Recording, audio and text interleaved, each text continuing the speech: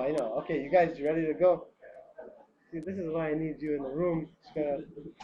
Um, okay, so everyone, l'chaim, l'chaim. Yeah. Yeah, we should have life. It's cool. Why do we say l'chaim before for bringing, during for bringing? You know, it's not a scary thing. Hopefully, no one's going anywhere. We're all here, safe. So today's Ellie's birthday. Happy birthday, Ellie. Um, right now is Ellie's birthday. Ellie should be given all the brachas that he needs for good. Um, you should get all the brachas that you need for good. You should do what the Abishter wants. You fulfill the mitzvahs easily. Ah, shkaya. We were just saying it's Ellie's birthday tonight. Yeah. Oh, So, that's right. anyways, yes, the other day I was in a place and we were talking about the idea of mashpia and makabel relationship, and we came across a couple of different things, and I heard once there, and then the next day I heard from a friend of mine um, how he was having the same conversation but with completely different people, and it came up that the Rebbe wrote about this, the Rebbe spoke about this, and so as I'm going to connect it to how it relates to Mashiach and how what we can do in the relationship to this. Um, it all started. It started when the Rebbe in I believe the late '80s, or I'm not exactly sure the dates. The Rebbe stopped having yechidus, personal yechidus in his office. So he started having group yechidus, like group yechidus. Yeah, he started having group yechidus klalos. That's what he started to have. And the way it worked is you'd have a bunch of people that the Rebbe was speaking to the whole group, and people didn't like this because they felt that it's not the same when you speak to someone face to face. You have a closeness, a connection. You think they're only talking to me, and so a lot of people like this type of like that type of yechidus. And so the Rebbe had this. He said not only is the group yechidus, the yechidus klaus, is not a bad thing. It's actually a minor. You're having one, you have achdus with everyone in the room, so you have a whole group of people. Two, you're in a holy place. You're in where the Rebbe daven, where we're all daven, and I guess there's a couple of the reasons. I don't remember all the reasons, but those are two that stood out to me. Uh, Another thing is that we have like when when you write to the Rebbe, and how does this relate to Mashpia? We're going to get there in a second because it all comes down to the person needs to have a Mashpia, someone that they speak to. But what do you speak to a Mashpia about? Uh, and so this whole idea of writing to the Rebbe and asking the Rebbe for brachas, for answers, and this and that, the Rebbe said that if a person is sick, they should go and they should ask two doctors, not just one doctor. You should ask two different doctors, for different opinions, so they can get so maybe if you get the same opinion, then you know what to do.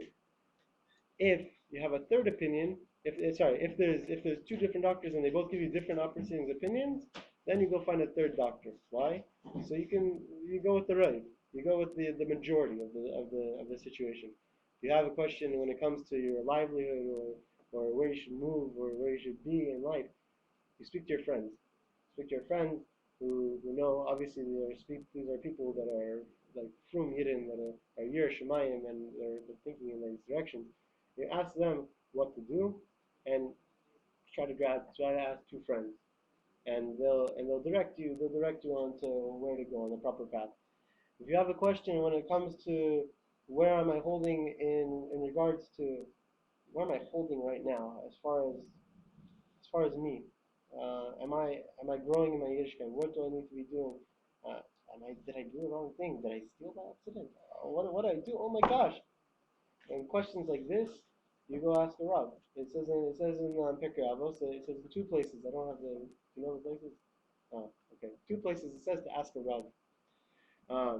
So a Rav can be a Rav and a Mashpia.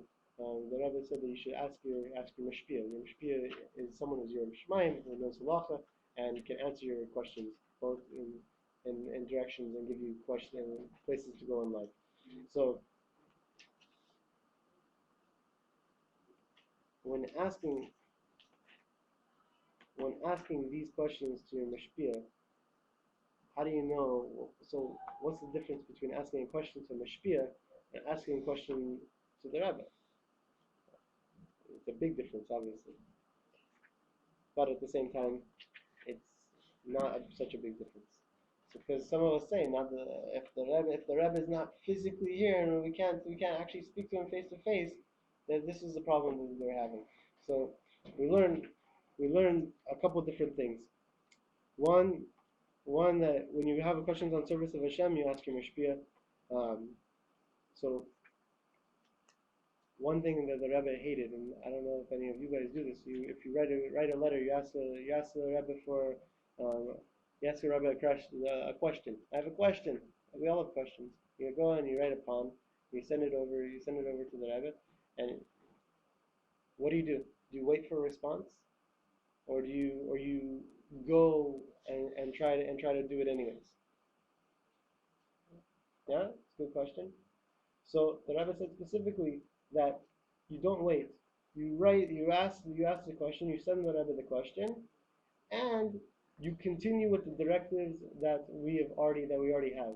The directives that the Rebbeim have given us, that the Torah sets out for us. We have a clear playbook of what's right and wrong, and what we're supposed to do, and how we're supposed to act as a Flimian. So you write the question, and then you continue, and then you'll get the answer. I'm going to add a little story that I heard Pesach time. So during Pesach,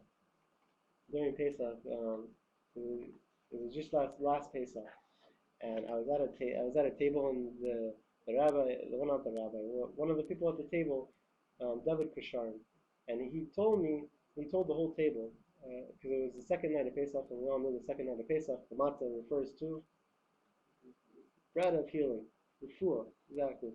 And so this man, he in the 70s, he was stricken to a wheelchair. So being stuck to a wheelchair, he had, I forgot it was Crohn's disease or something around it. It was a really bad disease, and it was so bad that he was in a wheelchair. And he wrote to the Rebbe, and it was interesting how we were learning this today. So he wrote to not this discussion, but this topic that we were learning. So he wrote to the Rebbe, and at the same time, he called up the main specialist, I guess, the best specialist in the world, who was in New York, and he was in LA. So he calls up. He usually can't get an appointment for 6 months. He gets an appointment. The next day, or sorry, it was Erev Shabbos. He gets an appointment Monday. It's very quick. There happened to be a cancellation, and he got to fill the slot. So he takes a flight, goes to the appointment, and he still hasn't heard a response from the Rebbe. So this is what the Rebbe wrote in this sikha right here. And so I thought it was very interesting. What did he say? He went to the doctor. The doctor did all these tests, very expensive. Gave him medicine, prescriptions, like go get your medicine. And somehow or another, he got a call or something along these lines that he has an answer from the Rebbe. He has the medicine in his hand, like he just filled it. He just has the medicine. He has a response from the Rebbe. The Rebbe said that you should be very, very, like he underlined very twice, careful with your kashrus. Well, for me, so he gets this response. What does the normal person do? You guys can talk. What does the normal person do? What would you do? Go on kasher the oven kitchen. Ask my Shiur what I should do? The Rebbe give you a response. So ask him what the response means. That's a good question. Yeah. Ask him, what does this mean? Okay. Check the medicine. Check the medicine. I like it. Okay. All of the above. Ask your wife if they made mistakes in the kitchen. Talk to my wife. Talk to my wife. Okay. But you're single. So soon you'll have a wife. Amazing. So he gets the response. His immediate reaction is the medicine went in the trash. Immediately, he walked out, and all he did was, the Rebbe said, be very, very careful with your kashrus, and that was the answer. So from now on, he didn't eat out at restaurants, he only ate at home. And to this day, the reason that it came up on Pesach, because during Pesach, we're not supposed to buy new things unless it's like a crazy great deal. So during Pesach, the shmura matzah, the Yehuda brand or whatever they sell at Ralph's, goes from like very expensive to like $1.50 for like 12 boxes. So like during Chol Pesach, he buys all the matzah and he eats matzah every single day year round. And like shmura matzah, and he's very careful with his kashrus completely. Whatever. So this was his response. We got Except for the shmura part. So this was the response. This was the response to the Rebbe's letter to him. This is the Rebbe's response, and this is a chassid takes what the Rebbe says and does completely what the Rebbe says. A lot of times the Rebbe would say, do what the doctor says and something with your kashrus. The Rebbe didn't say that in this letter. That's why I thought it was a very interesting thing, and it goes very much along with what we were talking about, that when people ask the Rebbe a question, you don't wait for the answer. If you notice, he's completely a chassid of the Rebbe. He didn't wait for an answer. He went to the doctor. He got the medicine in his hand, and he gets a letter telling him, be very, very careful with your kashrus. Okay. that's the answer. So we're as Chassidim, we're powered with all the Rebbeim before us, is what the Rebbe told us, is all the Rebbeim have set the table. Everything's all beautifully set. We have all the ingredients. It's all given to us. On a silver platter. And so we know the directives, what we're supposed to be doing and how we go about it. We have a Torah, we have our Rebbeim, everything is completely set out. So when we go, now what is our job? Our job is to learn the Rebbe's Torah. Because when we, like a student and a teacher, like all of us are students and teachers, when a student and a teacher have a relationship, the student eventually becomes like the teacher. If the teacher is an able, refined person, the student will become an able, refined person. And if the teacher is a garaba person, as for shalom, not in our yeshiva, but in secular world, it's always student teacher. So whoever you put yourself around, when you put yourself, so what do? We learn the Rebbe's Torah. And when we learn the Rebbe's Torah, we're getting the student-teacher relationship, we're getting a straight charusa with the Rebbe. The Rebbe is teaching us how to be more Edel, how to bring Moshiach now, how to get closer to the Eibishter, and what is it we have to do. So then there comes a situation when I don't know. Maybe the Rebbe would tell me to do this, maybe the Rebbe would tell me this. I don't know how I'm supposed to serve the Eibishter right now. So what do? I go and I ask my Mishpia. This is my issue. This is what's coming in front of me. What do I do? What does the Torah want me to do? Because our mishpia, proper mishpia, is completely in the pusher to the Rebbe, and because of that, he'll give you the answer that the Rebbe will tell you to do, and you have to trust completely in your mishpia, not okay. This guy, it's a complete relationship. First, you have to respect him. So first, you have to find a person that you respect. And then you have to find a person, and then you have to listen, and then you keep going. You keep going based on the directives that we're taught. And if we keep doing this every single second of the day, and we keep reminding ourselves not to fall into shtus, and not to go and watch that movie, or fall into the bacon sandwich because it sounds delicious, but it should. I just heard from Alice Rubin. He said, how do you educate children? When it comes to educating, I didn't hear him live, I heard him on a thing.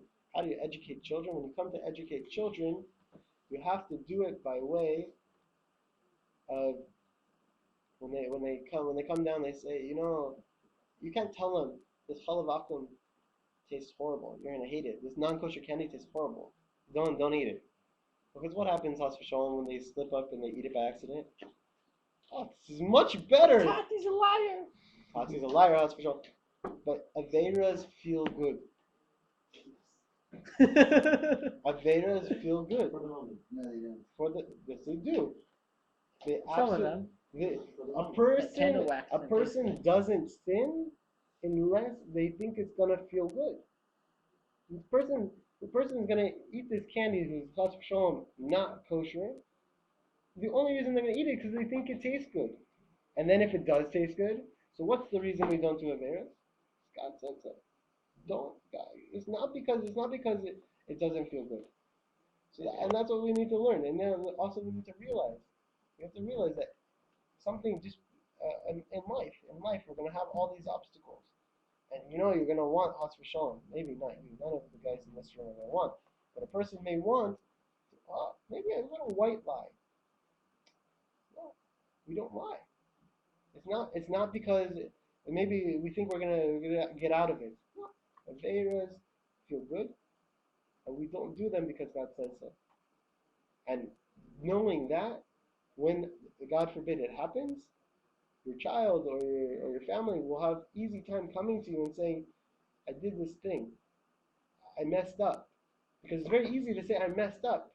If we say that it's not good, then we're gonna come back and we're gonna say, "Oh, we're not gonna want to admit. We're not gonna want to admit because we're gonna feel guilty, bad." No, it's not about that. We can only admit when you messed up and you didn't want to mess up. We only want to do what the Abishter wants. And so if we keep doing what the Abishter wants and we subdue we subdue the Sitra Achra and we keep on pushing for it and do what the Rebbe said, learn the Rebbe's Torah, and keep on doing this. This is how we'll bring Mashiach, and we should do this now. The Rebbe should be with us. Begashmias, we should all go to Yerushalayim, and how do you say it? Ve'amenu mamish. Take your mamish. L'chaim.